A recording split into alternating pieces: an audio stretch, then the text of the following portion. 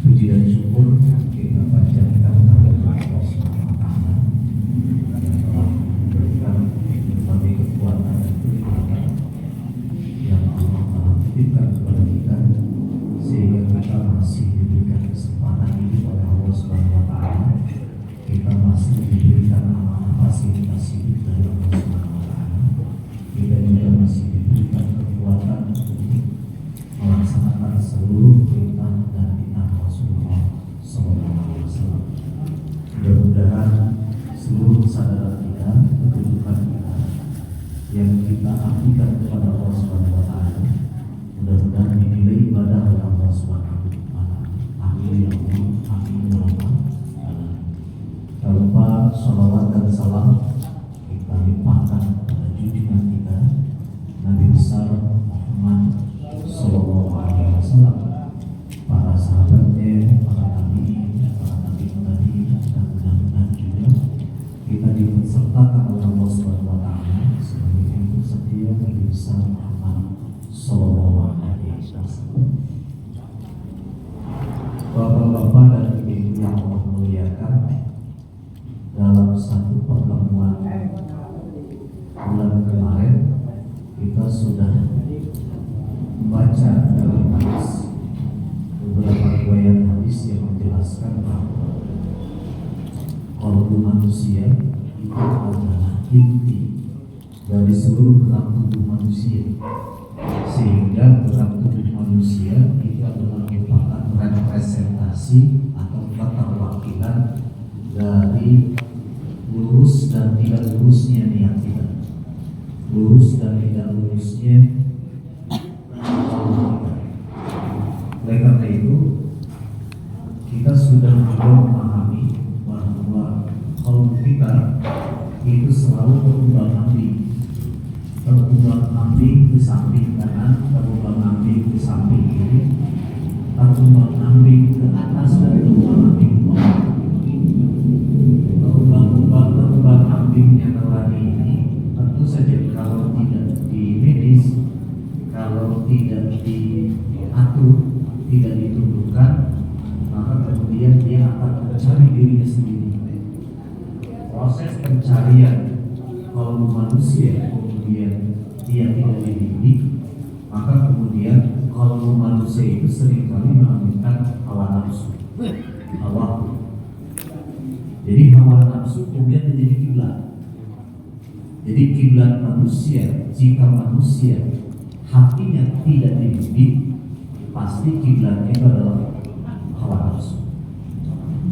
Nah, karena kiblatnya hawa nafsu, maka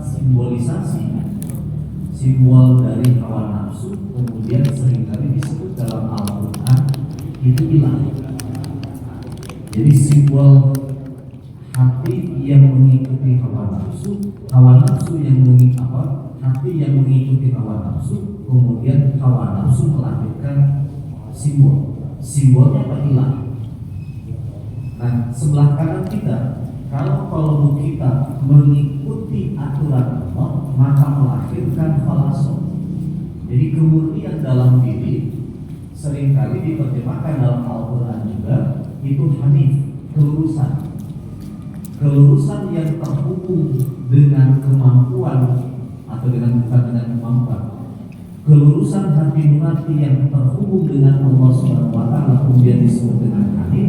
Puncak dari kehanifan kemudian disebut dengan ikhlas. Nah, puncak keikhlasan itu kemudian disimbolisasikan, simbolnya itu adalah Allah. Jadi ada dua kekuatan yang menjadi penciri hati nurani ini lurus atau tidak lurus. Kalau hati nurani manusia lurus, maka dia akan mampu memahami Allah. Dia akan merasakan Allah menjadi tujuan utama. Nah, tapi jika hati nurani ini kotor alias mengikuti hawa nafsu, maka kemudian target akhirnya itu adalah sesuatu yang diciptakan, sesuatu yang diciptakan oleh manusia, oleh hawa nafsu manusia, maka berbentuk ilah. Nah, ilah ini kemarin sudah kita temukan. Ilah itu bisa kita cek dalam hadis Unkamul Mar'atu di Arba'in. Jadi perempuan itu dinikahi karena ada 4 persoalan. 1, 5 lihat, atau mau yang mana awalnya boleh rijama lihat, karena kegemilowannya seorang perempuan. Nah, itu kan hanya ciri sebetulnya. Itu hanya simbol bahwa manusia seringkali dengan kegemerlapan kehidupan, maka seringkali lupa ya. Maka kegemerlapan kehidupan umat manusia kemudian dalam Al-Quran dimunculkan dengan kalimat ju'ina linnasi hubbu syahwat. Jadi kecantikan kemolekan dalam unsur bendawi yang kemudian oleh manusia dipuji benda-benda itu kemudian dalam Al-Quran disebut dengan ju'ina linnasi hubbu syahwat. Jadi manusia itu terus-menerus diiming-imingi oleh dirinya sebetulnya, diiming-imingi oleh dirinya untuk mengejar sesuatu yang gemerlap dari kegemerlapan itu sehingga melalaikan manusia. Nah, karena melalaikan manusia, maka kemudian manusia selalu memposisikan dan mempersepsikan bahwa sesuatu yang gemerlap itu akan meningkatkan kehormatan pribadinya, meningkatkan kehormatan fisiknya, meningkatkan kehormatan keluarganya, meningkatkan kehormatan apapun namanya. Itu karena apa? Karena dianggap kegemerlapan itu akan meningkatkan kualitas manusia menjadi tinggi. Nah, nanti ternyata itu melemahkan justru.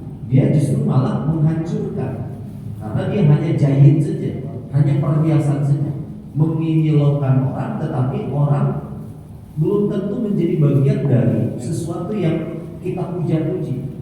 Kita beres membantu, tapi kita tidak pernah ikut dengan beresnya orang lain. Kira-kira begitu. Nah, maka nanti ilah-ilah itu bisa berbentuk apa? Bisa berbentuk kegemerlapan duniawi. Yang kedua, ilah juga bisa berbentuk dengan tingkat kehormatan turunan. Maka kemudian kehormatan turunan itu seringkali melahirkan tingkatan sosial di masyarakat. Itu karena merasa apa? Karena merasa si A turunan si A, si B turunan si B, terus kali turunan, dan dia memiliki darah keturunan yang jelas. Maka kemudian di masyarakat menunjukkan kehormatan didasarkan atas dasar nasab yang diidopatkan dengan dirinya, dengan keturunannya, sehingga melahirkan strata sosial yang berbeda-beda. Nah, jika kita terkau dengan nasab, dengan turunan itu, maka pada saat itu berarti kita sedang menjadikan nasab sebagai ilah. Kenapa ini harus dijelaskan? Sebab nanti Allah mengikis itu. Kalau misalkan tadi manusia seringkali gelap mata karena silonya di alam dunia ini, maka kemudian kata Allah Subhanahu wa Ta'ala mendudukan kegemiluan dunia ini hanya sementara. Sebab pada satu saat kegemiluan dunia itu akan pudar dengan sendirinya. Dan orang yang gelap mata dengan kalimat kegemiluan alam dunia, kata Allah Subhanahu wa Ta'ala, mereka hanya tahu dohirul hayati dunia, hanya tahu muka kehidupan alam dunia, hanya tahu di permukaannya saja. Itu kan kritik-kritik Allah Subhanahu wa Ta'ala terhadap orang yang terlalu disilaukan oleh gemerlapnya alam dunia ini. Allah kemudian menyebutkan jangan seperti begitu, sebab kegemiluan itu akan tidak mengabadikan. Nah, sedangkan komponen yang kedua yang seringkali di manusia gelap mata dengan itu adalah keturunan. Maka kemudian Islam juga datang menjelaskan bahwa keturunan itu harus sama. Maka risalah Rasulullah SAW pertama kali apa? menyamakan strata sosial kemanusiaan, karena strata sosial manusia bukan didasarkan atas dasar nasab, dan nasab juga seringkali diidentikan dengan warna kulit. Maka kemudian risalah Rasulullah SAW dan lahirnya Rasulullah SAW itu membawa risalah persamaan awal. Persamaan apa? Persamaan status sosial. Yang pada saat itu status sosial itu bukan didasarkan atas dasar kepemilikan pribadi yang piawai, tapi didasarkan atas dasar dari mana dia dilahirkan, kemudian berapa dia turunan dia memiliki harta kekayaan. Jadi kan masalah. Nah, apa buktinya? Buktinya tak kala Rasulullah SAW dilahirkan pada saat itu, maka kemudian kekecewaan masyarakat timbul dan diungkapkan dengan kalimat, masa sih Rasulullah SAW diutus oleh Allah Subhanahu Wa Taala, tetapi dari turunan yang sangat lemah, dari turunan yang sangat lemah. Bahkan mungkin kalau kita bahasakan, mohon maaf, dari orang miskin. Satu orang miskin, dua turunannya sangat lemah, gitu. Bukan dari turunan yang dianggap terhormat pada saat itu. Nah, sehingga hadirnya Rasulullah SAW itu secara sosial terisolir dari kelompok sosial kalau dilihat dari aspek itu. Nah, tetapi fakta selanjutnya Rasulullah SAW kita sudah bisa langsung sudah dipahami sejak awal. Rasulullah SAW dilahirkan itu kan melalui 3 fase itu, ya. Fase yang pertama adalah Ahmad, fase yang kedua adalah Muhammad, fase yang ketiga adalah Muhammadur Rasulullah Sallallahu Alaihi Wasallam. Pada fase Ahmad berarti menunjukkan bahwa manusia yang dilahirkan itu adalah manusia yang dicita-citakan dan manusia yang diprediksi atau diramalkan dan disebut-sebut oleh kitab-kitab terdahulu sebagai manusia di akhir zaman yang akan membawa risalah terakhir dan akan membawa perubahan. Nah, prediksi ini kalau kita tidak mau menyebutkan ramalan atau sebutan Ahmad dalam kitab-kitab sebelum Al-Quran, itu memberikan penjelasan kepada kita bahwa masyarakat pada saat itu sudah merasa muak dengan lingkungan masyarakat yang telah mendudukan harta sebagai Tuhan, yang telah mendudukan strata sosial sebagai puja dan puji di lingkungan masyarakat. Maka ditunggu-tunggu kehadiran Ahmad ini, ditunggu-tunggu, mudah-mudahan membawa perubahan. Perubahan terhadap apa? Satu, perubahan terhadap status sosial yang dibeda-bedakan akan menjadi sama, bayar tinggi. Yang kedua, perubahan terhadap apa? Terhadap kekuatan harta, bukan kekuatan segala-galanya. Nah, tatkala lahir yang namanya Ahmad, ternyata dipolitisasi kalau dalam bahasa yang hari ini, ya, gampang hari ini, jadi politisasi. Oh, ternyata tidak layak Ahmad ini membawa perubahan sosial, tidak layak Ahmad ini membawa dan meningkatkan kehormatan. Kenapa? Karena orang Ahmad dilahirkan bukan dari orang terhormat. Ini yang terus diungkapkan. Nah, tetapi dengan sejalannya waktu, ternyata memang perubahan itu terjadi dalam sejarah kerasulan. Terjadi bukan dilihat dari atas, justru perubahan sosial itu terjadi dari kesadaran kolektif. Jadi kesadaran kolektif itu menjadi tenaga dan energi yang sangat luar biasa. Maka rumusnya kemudian kalau orang sudah ditekan-tekan, maka dia akan berontak. Kira-kira begitu. Sama juga ini dengan Ahmad. Kehadiran Ahmad disambut oleh masyarakat pada saat itu dengan harapan struktur sosial berubah, struktur kehormatan berubah. Itu kira-kira. Maka cara merubah struktur sosial masyarakat pada zaman jahiliyah itu bisa jadi diterima oleh masyarakat karena yang menghormati penghormatan terhadap status sosial itu tidak semua, tapi sangat minim. Banyaknya apa? Banyaknya berarti orang mendatang, masyarakat yang merasa tertindas. Datang Ahmad kemudian membangun kembali kepercayaan diri bahwa manusia di hadapan Allah itu sama, kulit manusia di hadapan Allah itu sama. Lalu apa yang membedakannya? Yang membedakannya adalah keimanan dan ketakwaan seseorang. Nah, risalah ini risalah dasar. Tentu saja risalah dasar yang diberikan oleh Allah Subhanahu wa taala kepada Rasulullah SAW, dan Rasulullah SAW itu sudah meninggal, sudah wafat. Tetapi sistem ajarannya, sistem nilainya itu tidak boleh meninggal, tidak boleh ikut dikubur bersama Rasulullah SAW, tetapi harus hidup dan tumbuh berkembang. Kepada siapa tumbuh berkembang hidup ini? Hidup ini harus tumbuh berkembang, risalah itu dalam diri kita. Setiap pribadi kita itu harus menunjukkan kepribadian yang memiliki risalah dan membawa risalah.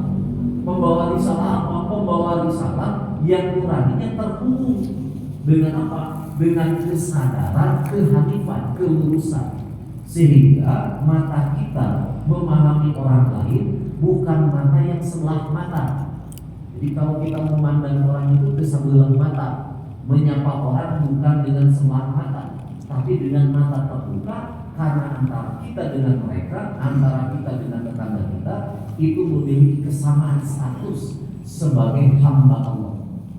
Nah, kalimat-kalimat ini adalah kalimat risalah yang harus kita terus tumbuh kembangkan, sebab biasanya itu terjadi itu karena kita salah dalam mengelola hati.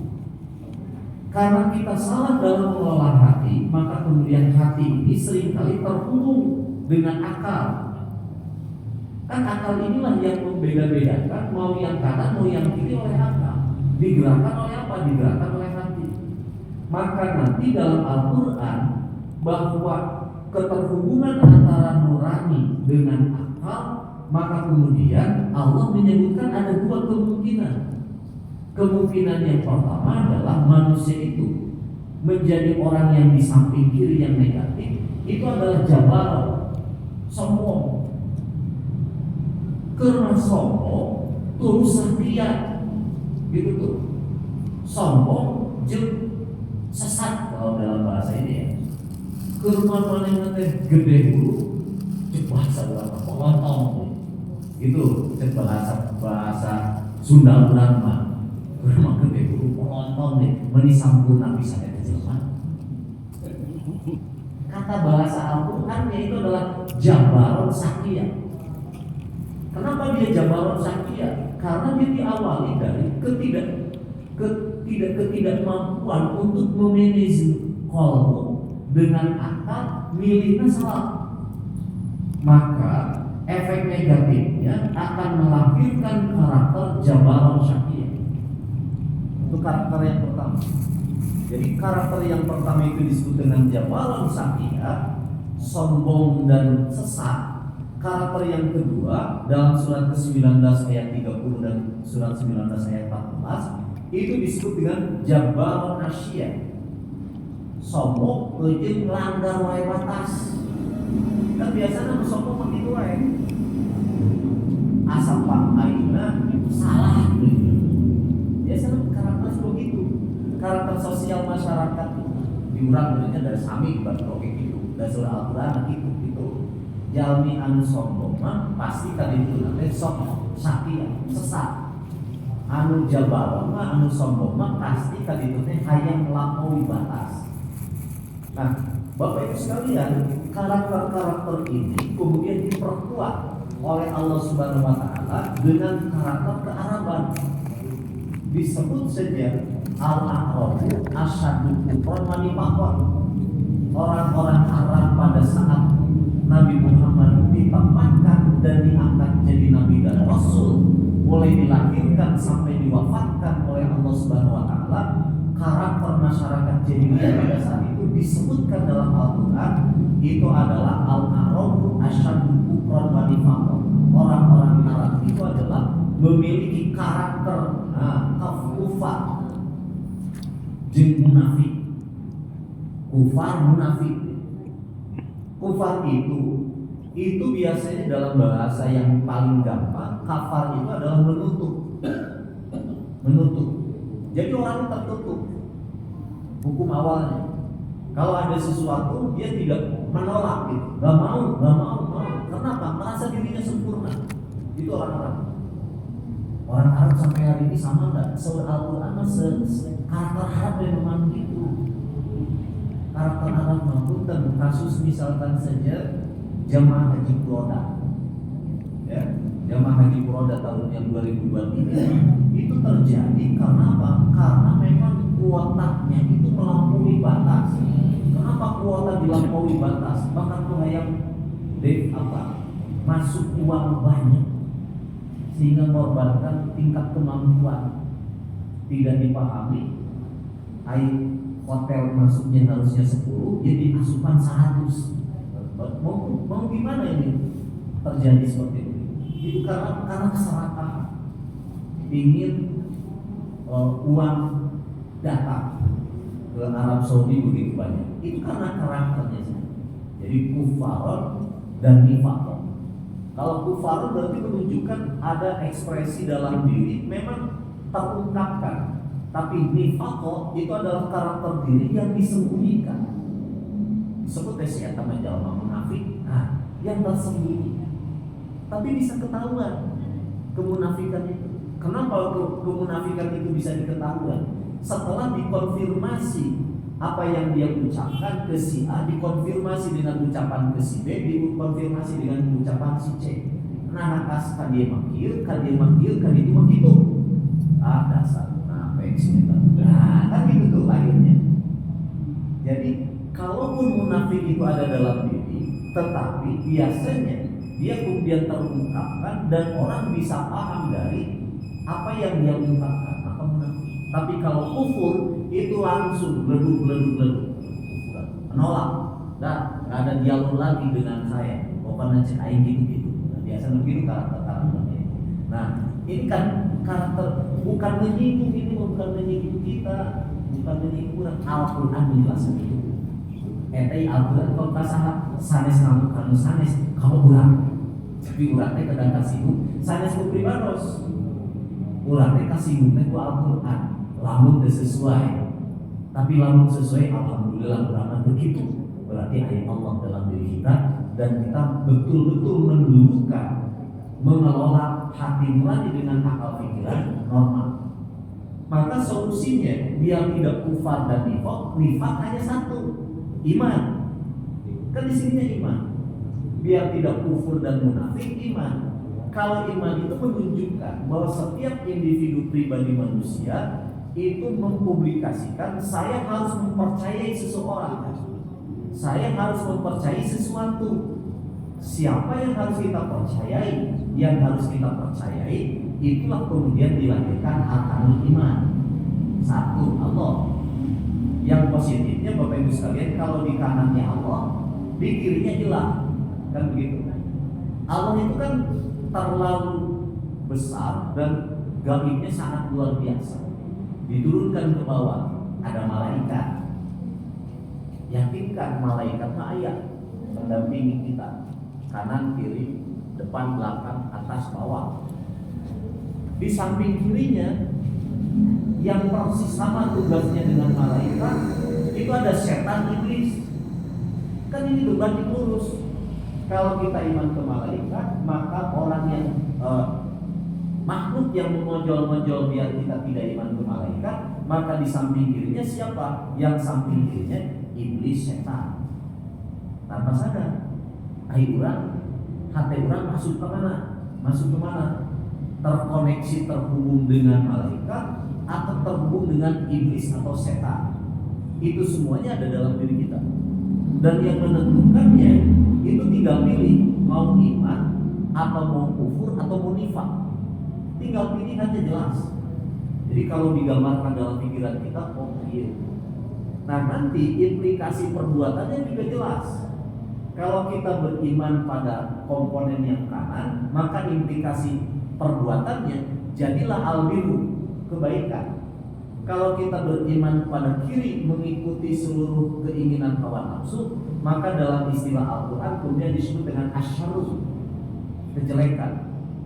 Maka kemudian dalam surat Al-Falaq, 4 kejelekan yang harus diwaspadai. Maka pintas surat An-Nas, surat Al-Falaq, surat Al-Ikhlas setelah sholat itu dibaca. Kenapa? Karena memang untuk menggulat yang terus bergejolaknya hati ini antara pilihan yang baik, pilihan jelek, tidak pernah berhenti perang. Abdi mah insya Allah jangan jalmi soleh soleh teh keur ayeuna keluar tina kalimat teh jadi salah. Asa bangga-bangga teh jadi orang soleh teh ayeuna kade dijalikeun nalika urang ngobrol soleh ge hari teh kudu dijalikeun. Dan orang soleh itu kudu diungkap-ungkap. Insya Allah kita sedang memperbaiki diri terus menerus. Ayo soleh mah berarti terus di puncak atau abdi terus jalmi soleh atau satu ubireng dari kita jadi soleh. Kita itu terus memperbaiki diri. Posisi kita itu perbaikan. Maka orang muslim itu dalam hadis kan, hari ini harus lebih baik dari hari kemarin, menunjukkan bahwa siklus kehidupan orang beriman itu harus didasarkan atas dasar siklus memperbaiki diri, perbaikan, perbaiki. Seperti tuan, seperti makan. Makan itu kan memperbaiki organ tubuh. Bukan hanya sebatas sudah makan mengenyangkan, dia bukan. Tetapi organ tubuh kita menyerap nutrisi dari makanan itu untuk memperbaiki sel-sel tubuh kita, sehingga tubuh kita terus bergerak, terus berjalan. Kenapa? Karena sel tubuh kita itu langsung mengkonsumsi nutrisi dari makanan. Nah, amal-amal itu adalah kira-kira orang yang tubuh kita sedang menyerap nutrisi dari kebaikan apa yang kita lakukan. Kalau kita berbicara jujur, itu belum tentu terserap. Gitu, seperti kita ada hidangan makanan, ada gepuk, ada ayam, itu bagus. Tapi kalau kita tidak konsumsi, nah itu belum tentu jadi daging, bahasa orang. Pas dimakan, nutrisi kita sakit, dia juga tidak jadi daging. Amal soleh kita juga sama. Kita berbuat, tetapi perbuatan itu tidak pakai hati. Akhirnya perbuatan itu jadi kosong. Kenapa? Karena jangan-jangan perbuatan itu bukan karena Allah, tapi karena hawa nafsu. Itu berarti tidak diserap. Akhirnya apa? Akhirnya perbuatan baik itu tidak menjadi kebaikan dan tidak jadi nutrisi untuk diri kita. Akhirnya yang sakit itu adalah hati kita. Maka kemudian ada penyakit iri, dengki, jahil, kaniaya, teh penyakit yang menggerogoti nutrisi dari amal soleh. Maka Bapak Ibu sekalian, dalam surat Al-Falaq ini kemudian ada 4 kejahatan yang harus kita takuti. Apa tahu yang pertama dari kejahatan apa? Min syarri ma khalaq, asyarru ma khalaq. Kalimatnya itu kejelekan yang diciptakan. Jadi kejelekan itu ternyata itu bisa dibentuk karena dia khalaqah. Kalimat Arabnya itu seperti akhlak. Kalau akhlak itu diciptakan, bukan kebetulan, akhlak itu sengaja dilakukan. Maka kalau akhlak dalam ilmu akhlak itu bukan natural, tetapi dia terhubung dengan bagaimana dia melakukan perbuatan dan apa nilai dia melakukan perbuatan, karena dia diciptakan. Maka min syarri ma khalaq, kejahatan itu adalah sesuatu yang dilahirkan dan dibuat secara sengaja oleh kita. Ya Allah, pantas dalam Al-Quran, Rabbana la tu'akhidna in nasina aw akhtana. Tanpa sadar kita juga kejahatan itu diciptakan oleh diri kita, ditutup oleh Allah Subhanahu wa taala oleh kita dengan doa Rabbana la tu'akhidna in nasina aw akhtana. Ya Allah, mohon maaf apabila perbuatan kita itu masih kayaknya dilakukan, itu khotok, berarti salah kita. Atau nisyan itu tanpa sadar, tanpa terkontrol perbuatan itu secara otomatis langsung punten. Kalau laki-laki melihat perempuan otomatis sadar, langsung refleks. Istri itu kan refleks. Itu berarti nasina. Pikiran kita terlupakan. Persis seperti dalam cerita Al-Quran. Terus ikut dari Nabi. Jangan sanggup. Tapi nanti lama itu cerita nanti bulan depan. Bisa panjang tinggal. Jadi itu nasina. Nah itu satu, kita harus memahamkan diri kita sendiri untuk kejahatan yang dibuat. Takut ke. Yang kedua, kata Allah Subhanahu min syarri ma wa min syarri ghasiqin idza waqab. Kejelekan yang selalu muncul tenggelam dari tempat. Min syarri ghasiqin idza waqab menunjukkan ada tempat. Jadi tempat itu ada potensi kejahatan. Nah kita juga harus bertaruh dari potensi kejahatan yang ada di tempat tanpa sadar. Kalau punten kalau kita masuk dalam sebuah tempat tertentu, mungkin kita kuat, belum tentu. Waktu kurangnya masukan kejahatan. Nah jadi kita juga harus mencoba berlindung diri, jangan terhubung dengan tempat yang akan memungkinkan melakukan kejahatan. Karena tempat jahat itu biasanya gelap. Pokoknya kan berduaan gelap, ulah jadinya keluar itu caat, gitu ibaratnya. Jadi kejahatan yang kedua kata Allah Subhanahu wa taala min syarri ghasiqin idza waqab. Yang ketiga wa min syarri nafasiti fil 'uqad.